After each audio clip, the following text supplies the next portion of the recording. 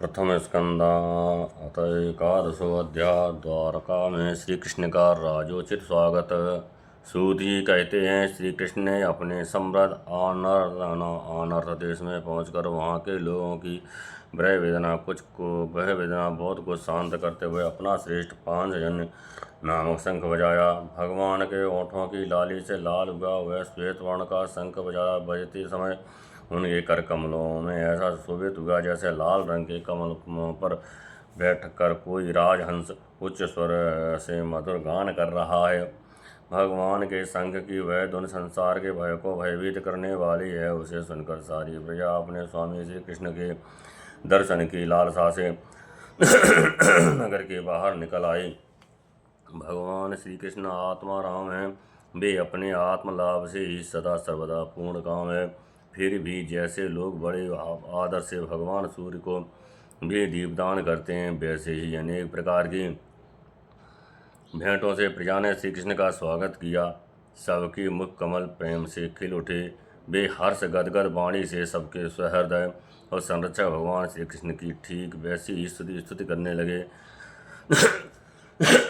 जैसे बालक अपने पिता से अपनी तोतली बोली में बातें करते हैं। स्वामी ने हम आपके उन चरण कमलों का सदा सर्वदा प्रणाम करते हैं जिनकी वंदना ब्रह्मा शंकर और इंद्र तक करते हैं। जो इस संसार में परम कल्याण चाहने वालों के ये सर्वोत्तम आश्रय है, जिनकी शरण लेने पर परम सर्व समर्थ काल भी एक बाल तक वांका नहीं कर सकता। विश्वभावन आप ही हमारे माता हृदय स्वामी और पिता हैं। आप ही हमारे सद्गुरु और परम आराध्य देव हैं। आपके चरणों की सेवा से हम कृतार्थ हो रहे हैं। आप ही हमारा कल्याण करें। आहा, हम आपको पाकर अनसनात हो गए, क्योंकि आपके सर्व सौंदर्य सार अनुपम रूप का हम दर्शन करते रहते हैं।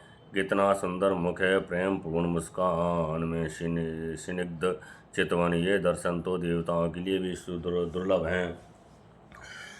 कमल नयन श्री कृष्ण, जब आप अपने बंधु बांधवों से मिलने के लिए हस्तिनापुर अथवा मथुरा ब्रजमंडल चले जाते हैं, तब आपके बिना हमारा एक एक क्षण कोटि कोटि वर्षों के समान लंबा हो जाता है।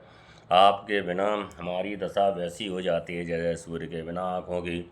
भक्तवत्सल भगवान श्री कृष्ण प्रजा के मुख से ऐसा वचन सुनते हुए और अपनी कृपामयी दृष्टि से उन पर अनुग्रह की वृष्टि करते हुए द्वारका में प्रविष्ट हुए। जैसे नाग अपनी नगरी भोगवती पातालपुरी की रक्षा करते हैं, वैसे ही भगवान की वह द्वारकापुरी भी मृदु भोज दसाई अहे अरह कुकर अंधक और वृषवंशी यादवों से, जिनके पराक्रम की तुलना और किसी से भी नहीं की जा सकती, सुरक्षित है। वह पूरी समस्त ऋतुओं के संपूर्ण वैभव से संपन्न एवं पवित्र वृक्षों एवं लताओं के कुंजों से युक्त थी।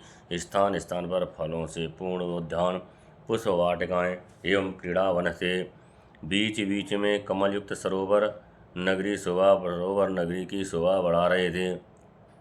नगर के फाटकों, महल के दरवाजों और सड़कों पर भगवान के स्वागतार्थ बंधनवारें लगाई गई थीं। चारों ओर चित्र विचित्र ध्वजा पताकाएं फहरा रही थीं, जिनसे उन स्थानों पर धाम का कोई प्रभाव नहीं पड़ता था। प्रत्येक राजमार्ग, अनन्य सड़कें, बाजार और चौक झाड़ बहार कर सुगंधित जल से सींच दिए गए थे और भगवान के स्वागत के लिए बरसाए हुए फल फूल, प्रत्येक द्वार पर दही अक्षत फल ईख जल से भरे हुए कलश, उपहार की वस्तुएं और धूप दीपाद सजा दिए गए थे।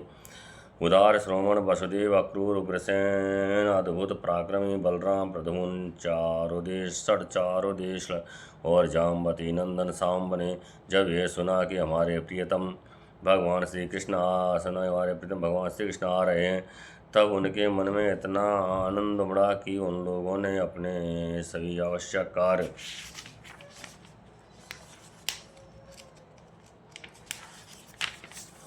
कर सोना बैठना और भोजन आदि छोड़ दिए। प्रेम के आवेग से उनका हृदय उछलने लगा। वे मंगल शकुन के लिए एक गजराज को मांगे करके स्वस्तयन पाठ करते हुए और मांगलिक सामग्रियों से सुसज्जित ब्राह्मणों को साथ लेकर चले। शंख और तुरही आदि बाजे बजने लगे और देवधन होने लगी। वे सब हर्षित होकर रथों पर सवार हुए और बड़ी आदर बुद्धि से भगवान की आगमनी करने चले। साथ ही भगवान श्री कृष्ण के दर्शन के लिए उत्सुक सैकड़ों श्रेष्ठ वारंगनाएं, जिनके मुख कपोलों पर चमचमाते हुए कुंडल की कांति पड़ने से बड़े सुंदर दिखते थे, पालकियों पर चढ़कर भगवान की आगमनी के लिए चली। बहुत से नट, नाचने वाले, गाने वाले, व्रत बखानने वाले, सूत, मागध और बंदी जन भगवान श्री कृष्ण के अद्भुत चरित्रों का गायन करते हुए चले। भगवान श्री कृष्ण ने बंधु बांधवों, नागरिकों और सेवकों से उनकी योग्यता के अनुसार अलग अलग मिलकर सबका सम्मान किया। किसी को सिर झुकाकर प्रणाम किया, किसी को वाणी से अभिवादन किया, किसी को हृदय लगाया, किसी से हाथ मिलाया, किसी की ओर देखकर मुस्करा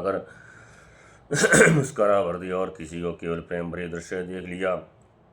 जिसकी जो इच्छा थी उसे वही वरदान दिया। इस प्रकार चांडाल पर्यंत सबको संतुष्ट करके गुरुजन, सपत्नीक, ब्राह्मण और वृद्धों का तथा दूसरे लोगों का भी आशीर्वाद ग्रहण करते हुए मंदी जनों से वृद्धावली सुनते हुए सबके साथ भगवान श्री कृष्ण नगर में प्रवेश किया। सौनक जी जिस समय भगवान राजमार्ग से जा रहे थे, उस समय द्वारका की कुल कामनियाँ भगवान के दर्शन को ही परमानंद मानकर अपनी अपनी अटारियों पर चढ़ गईं।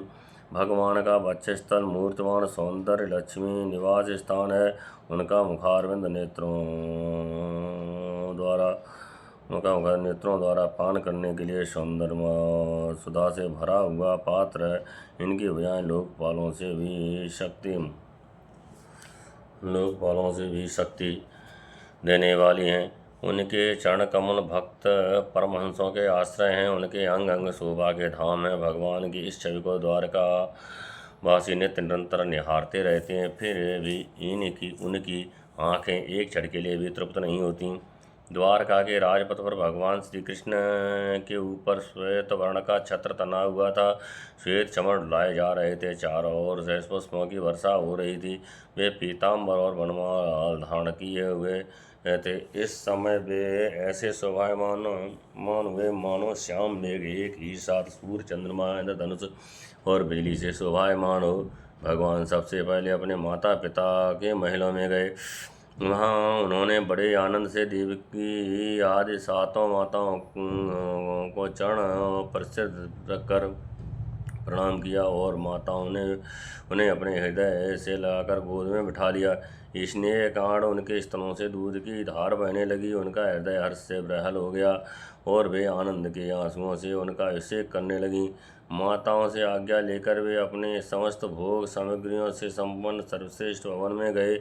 उसमें 16,000 पत्नियों के अलग अलग महल थे। अपने प्राणनाथ भगवान श्री कृष्ण को बहुत दिन बाहर रहने के बाद घर आया देखकर रानियों के हृदय में बड़ा आनंद हुआ। उन्हें अपने निकट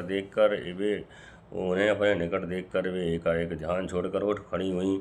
उन्होंने केवल आसन को ही नहीं बल्कि उन नियमों को भी त्याग दिया जिन्हें उन्होंने पति के प्रवासी होने पर ग्रहण किया था। उस समय उनके मुख और नेत्रों में लज्जा छा गई। भगवान के प्रति उनका भाव बड़ा ही गंभीर था। उन्होंने पहले मन ही मन, फिर नेत्रों के द्वारा और तत्पश्चात पुत्रों के बहाने शरीर से उनका आलिंगन किया। सौनक जी, उस समय उनके नेत्रों में जो प्रेम के आंसू झलक आए थे उन्हें संकोचवश उन्होंने बहुत रोका, फिर भी व्यवस्था के कारण वे ढलक ही गए। यद्यपि भगवान श्री कृष्ण एकांत में सर्वदा ही उनके पास रहते थे, तथापि उनके चरण कमल उन्हें पद पद पर नए नए जान पड़ते थे। भला स्वभाव से ही चंचल लक्ष्मी जिन्हें एक क्षण के लिए भी कभी नहीं छोड़ती, उनकी सन्निधि से किस स्त्री की तृप्त हो सकती है। जैसे वायु बांसों के संघर्ष से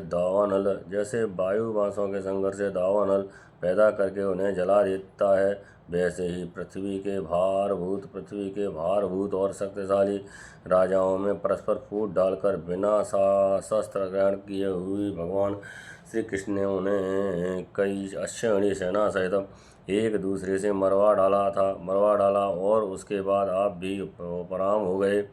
साक्षात परमेश्वर ही अपनी लीला से इस मनुष्य लोक में अवतीर्ण हुए थे और सहस्त्र और रमणीय रत्नों में रहकर उन्होंने साधारण मनुष्य की तरह क्रीड़ा की, जिनकी निर्मल और मधुर हंसी उनके हृदय के उन्मुक्त भावों को सूचित करने वाली थी, जिनकी लजीली चितवन की चोट से विशुद्ध होकर विश्व विजयी कामदेव ने भी अपने धनुष का परित्याग कर दिया था।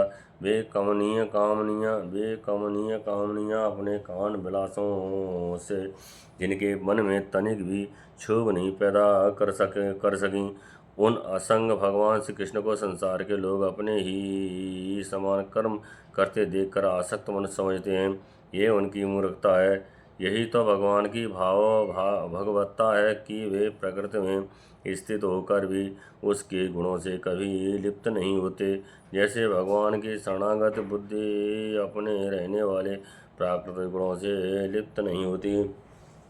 वे मूढ़ स्त्रियां भी श्री कृष्ण को अपना एकांत सेवी स्त्री परायण भक्त ही समझ बैठी थी, क्योंकि वे अपने स्वामी के ऐश्वर्य को नहीं जानती थी। ठीक वैसे ही जैसे अहंकार की वृत्तियां ईश्वर को अपने धर्म से युक्त मानती हैं।